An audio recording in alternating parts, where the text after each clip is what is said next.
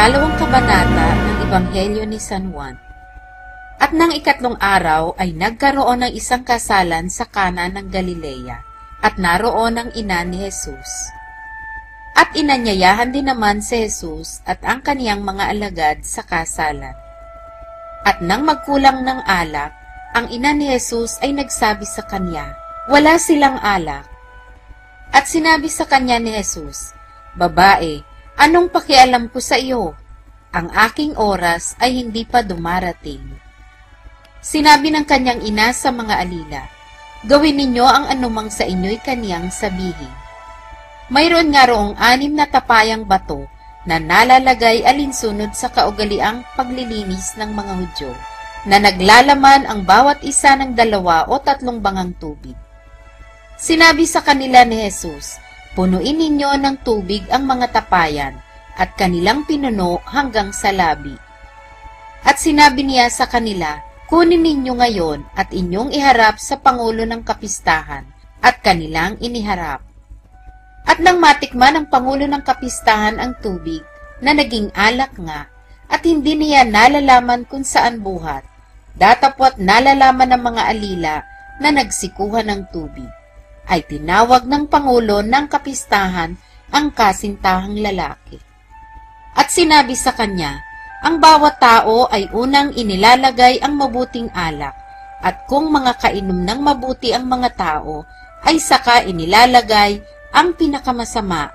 Itinira mo ang mabuting alak hanggang ngayon. Ang pasimulang ito ng kanyang mga tanda ay ginawa ni Jesus sa Kana ng Galilea, at inihayag ang kanyang kaluwalhatian, at nagsisampalataya sa kanya ang kanyang mga alagad. Pagkatapos nito ay lumusong siya sa Capernaum, siya at ang kanyang ina, at ang kanyang mga kapatid, at ang kanyang mga alagad, at sila'y nangatira roong hindi maraming araw.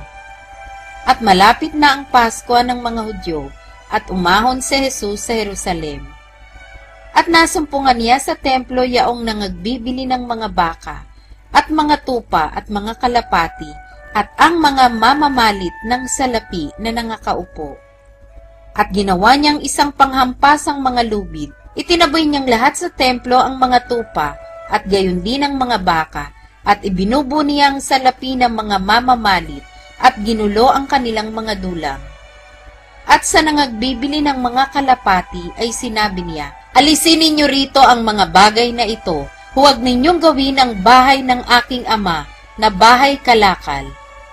Napag-alaala ng kanyang mga alagad na nasusulat, "Kakanin ako ng sikap sa iyong bahay." Ang mga Hudyo nga'y nagsisagot at sa kanya'y sinabi, "Anong tanda ang maipakikita mo sa amin? Yamang ginawa mo ang mga bagay na ito." Sumagot si Jesus at sa kanila'y sinabi, "Igiba ninyo ang templong ito at aking itatayo sa 3 araw." Sinabi nga ng mga Hudyo, 46 na taon ang pagtatayo ng templong ito at itatayo sa 3 araw? Datapwat sinasalita niya ang tungkol sa templo ng kanyang katawan. Nang magbangon na mag-ulinga siya sa mga patay, ay naalaala ng kanyang mga alagad na sinalita niya ito, at nagsisampalataya sila sa kasulatan at sa salitang sinabi ni Jesus.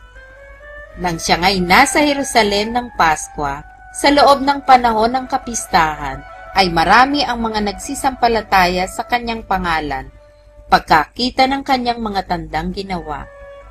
Datapwat si Jesus, sa kanyang sarili ay hindi rin nagkatiwala sa kanila, sapagkat nakikilala niya ang lahat ng mga tao.